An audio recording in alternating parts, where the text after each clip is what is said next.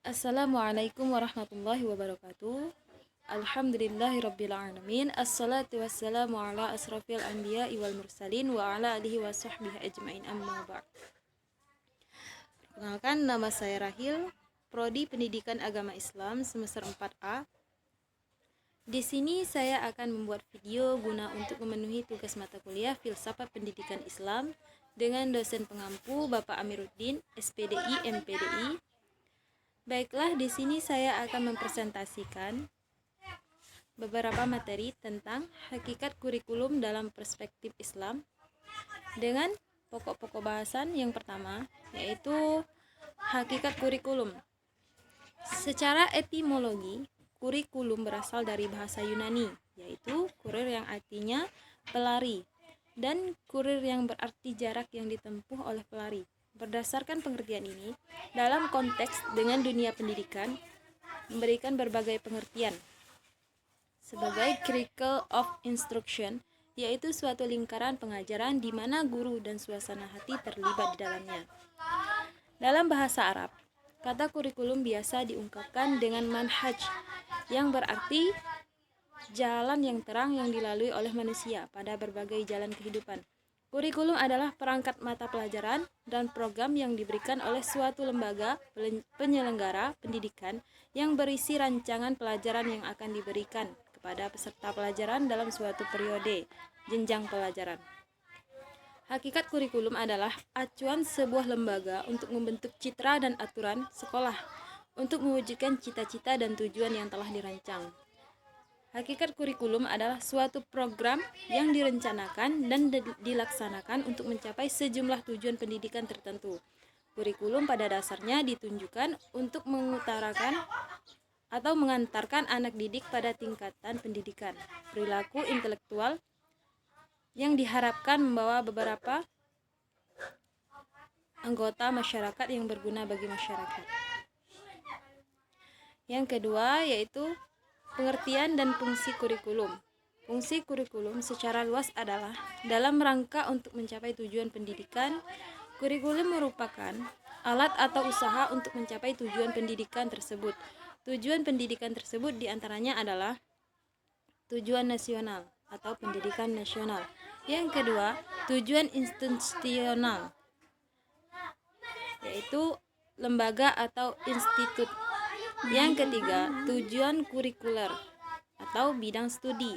Yang keempat, tujuan instruksional atau penjabaran bidang studi. Seperti yang telah disebutkan sebelumnya, fungsi kurikulum dapat dibagi ke dalam beberapa pengelompokan berdasarkan pihak yang berkaitan dengan kurikulum tersebut. Dan yang ketiga, pokok bahasan yang ketiga yaitu komponen kurikulum. Kurikulum sebagai alat untuk mencapai tujuan pendidikan yang mempunyai komponen pokok yang saling berkaitan, berinteraksi dalam rangka mendukung tercapainya tujuan. Kurikulum mempunyai 5 komponen utama, yaitu komponen yang pertama yaitu komponen tujuan. Kurikulum merupakan suatu program yang dimaksudkan untuk mencapai tujuan pendidikan. Tujuan kurikulum biasanya terbagi atas 3 level atau 3 tingkatan, yaitu sebagai berikut. Tujuan jangka panjang. Tujuan ini menggambarkan tujuan hidup yang diharapkan serta didasarkan pada nilai yang diambil dari filsafat. Tujuan yang kedua yaitu tujuan jangka menengah. Tujuan ini merujuk pada tujuan sekolah yang didasarkan pada jenjangnya. Terdapat tujuan sekolah SD, SMP, SMA, dan lain-lainnya.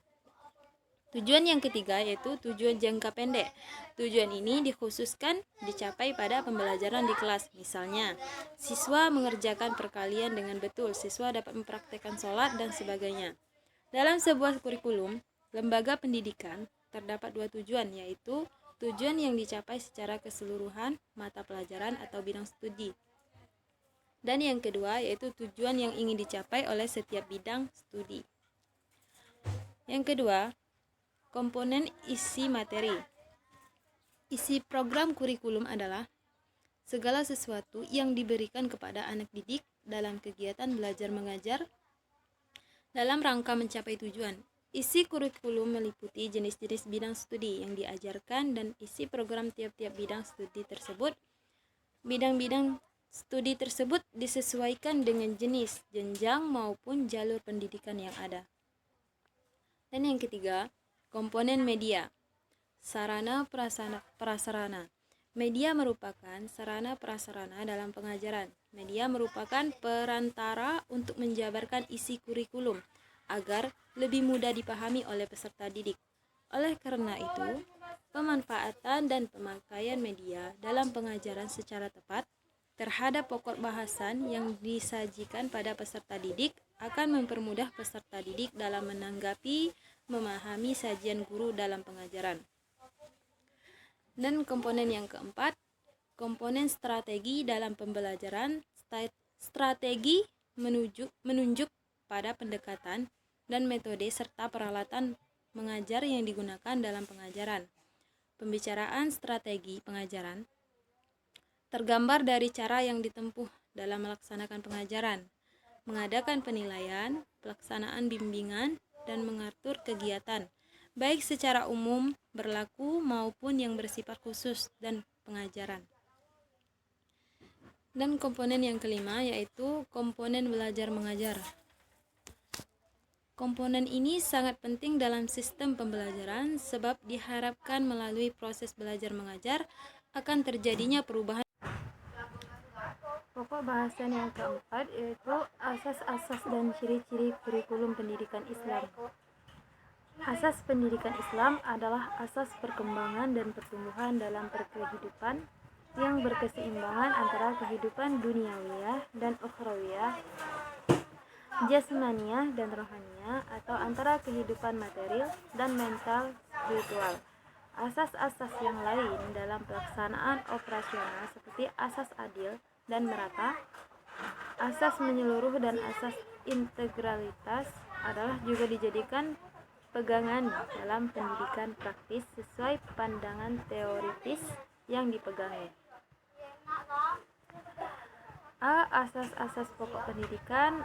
Asas-asas pendidikan merupakan suatu kebenaran yang menjadi dasar atau tumpuan berpikir baik pada tahap perancangan maupun pelaksanaan pendidikan. Khusus untuk mendirikan di Indonesia, terdapat sejumlah asas yang memberi arah dalam merancang dan melaksanakan pendidikan itu. Asas-asas tersebut bersumber baik dari kecenderungan umum pendidikan di dunia maupun yang bersumber baik dari pemikiran dan pengalaman sepanjang sejarah upaya pendidikan di Indonesia. Di antaranya, sebagai asas tersebut, 3 buah asas akan dikaji lebih lanjut dalam paparan ini. Yang pertama yaitu asas Tut-Uri Handayani. Asas Tut-Uri Handayani yang kini menjadi semboyan Depdikbud,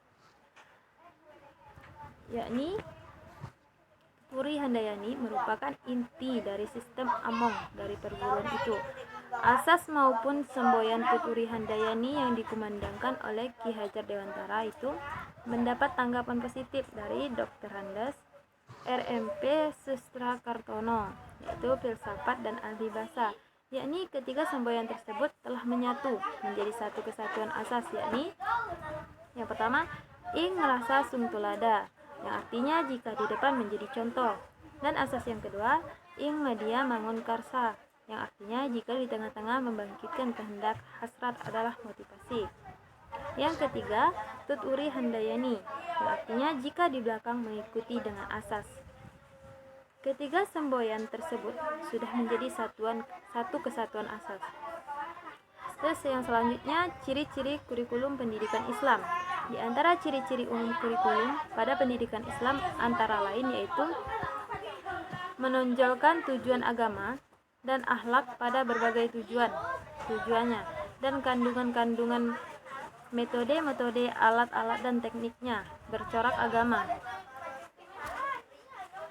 Segala yang diajarkan dan diamalkan dalam lingkungan agama dan akhlak dan berdasarkan pada Al-Quran, Sunnah, peninggalan orang-orang terdahulu yang saleh.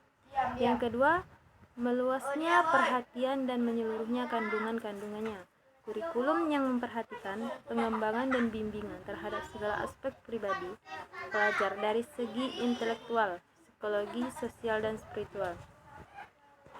Di samping menaruh perhatian kepada pengembangan dan bimbingan terhadap aspek spiritual bagi pelajar dan pembinaan akidah yang betul padanya, menguatkan hubungan dengan Tuhannya, menghaluskan akhlaknya melalui kajian terhadap ilmu-ilmu agama, latihan spiritual, dan mengamalkan syiar-syiar agama dan akhlak Islam. Kurikulum ini meliputi ilmu-ilmu Al-Quran termasuk tafsir, bacaan, dan lain-lain, ilmu-ilmu hadis, ilmu tauhid, ilmu nahwu, sharaf, arud, dan lain-lainnya.